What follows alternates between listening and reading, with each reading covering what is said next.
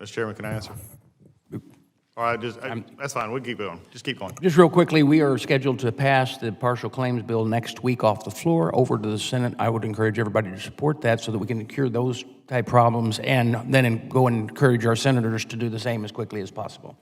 So with that, Dr. Murphy, you're recognized for 7 minutes. Thank you, Mr. Chairman, and welcome, Secretary Collins. I am very heartened to see someone of your caliber, intellect, and desire to help our veterans. We appreciate your service. You know, we started off the committee, we talked about what things are different now. It's oversight, it's accountability. Personally, I liked our last secretary, but I thought he was extremely ineffective.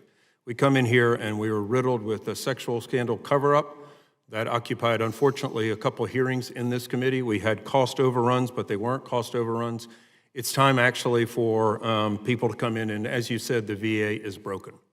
And continuing to pour money and to hire individuals who, by the last administration's report, overhired, it just is nonsense. It doesn't help our veterans. So to that point, you've been in this job 4 months. Can you tell me on a scale of 1 to 10 how good you believe our VA is efficient?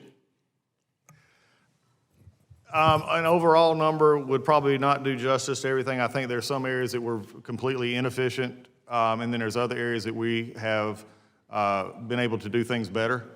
So I think I'm not going to make a blanket statement on that we're a 4 or a 5. I mean, I don't think we're rating a record here. But yeah, I think we're probably at a situation when it comes to our IT programs, when it comes to our employee management, when it comes to our efficiencies in doing things such as contracting, payroll, HR. We're probably lower than we need to be, especially when compared to the industry. Yeah, so you spoke a little bit about building a hospital. I've been intimately involved in a lot of administrative stuff. I still practice.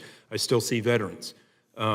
If the outside world can do things infinitely more efficiently and less cost-effective, why can the VA not do it? And this is just emblematic of what some people feel our government should do, is just pour money into a system that doesn't work. So I appreciate the efficiency and accountability that you bring into the office. One thing, speaking of which, I'd love to bring up the EHR issue.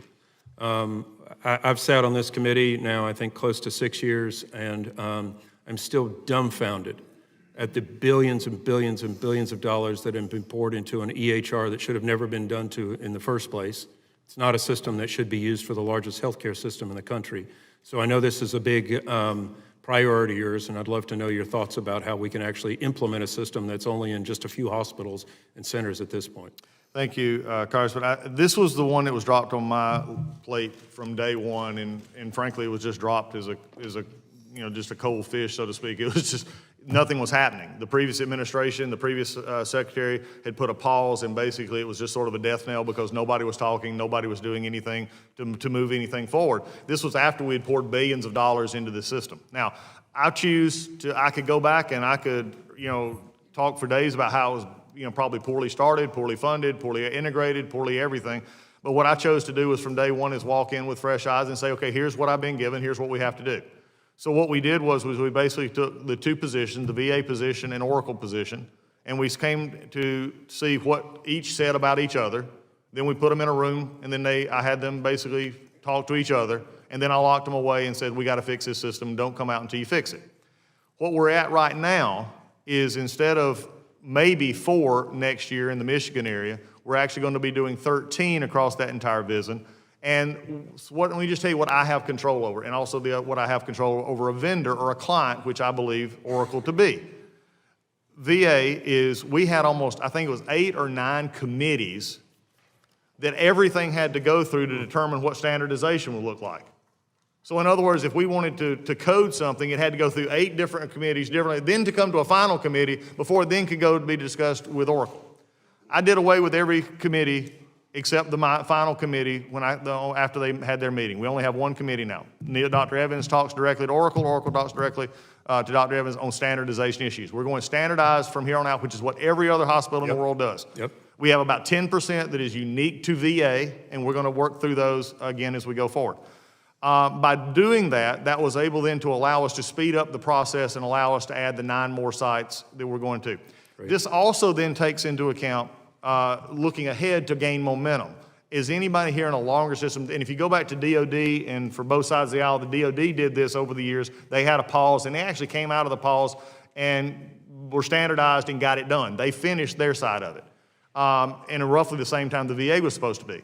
So we're just looking to actually now get the momentum so we can go into others 20 to 25 to 30 to get this done. Yeah, and that's, I applaud you at that. It was criminal that nothing more was done. This has been a failed system from the start. It's neglect.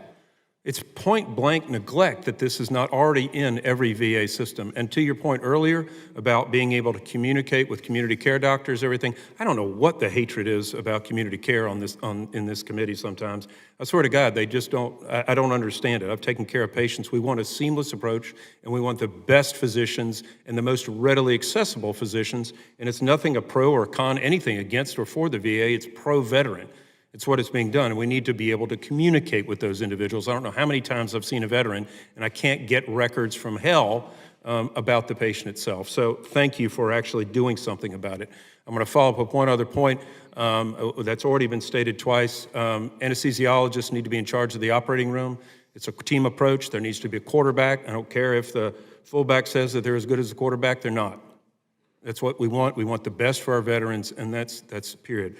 And finally, an issue that is near and dear to me, you've talked about veteran suicide. We've talked, and we've poured money upon money upon money, and we haven't moved the needle. I have scrubbed a particular therapy that I truly believe moves the needle in the state of North Carolina. It is doing tremendous things to help our veterans, and that's hyperbaric oxygen. I don't know why this is a partisan issue. I mean, they're using it all over in Israel. They're using it in other places in the country. I have a bill, H.R. 1336, Veterans National Traumatic Brain Injury Act, that heretofore the VA has opposed the bill. We want to do everything for those individuals who are at the end of their rope, and I'd love to have the VA drop its opposition. This is something our veterans should have in their arsenal. Congressman, I look forward to you working your bill through the Congress and go, and we'll be, from our perspective, giving the treatments we've had, the research that we have to provide you the research that we've seen, and where we can find that it might work, they'll be happy to see that come on, and we'll follow the lead of this Congress. I appreciate that commitment. Thank you, Mr. Chairman. I yield back.